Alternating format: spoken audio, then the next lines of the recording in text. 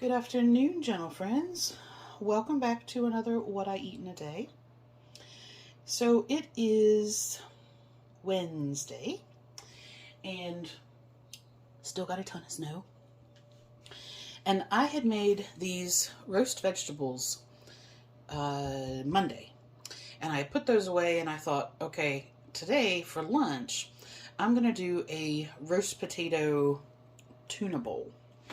So I've got the oven preheating. I'm just going to sort of heat those back up in the oven, re-roast them a little bit. I have some mixed potatoes, carrot, cauliflower, green beans, and a couple of Brussels sprouts.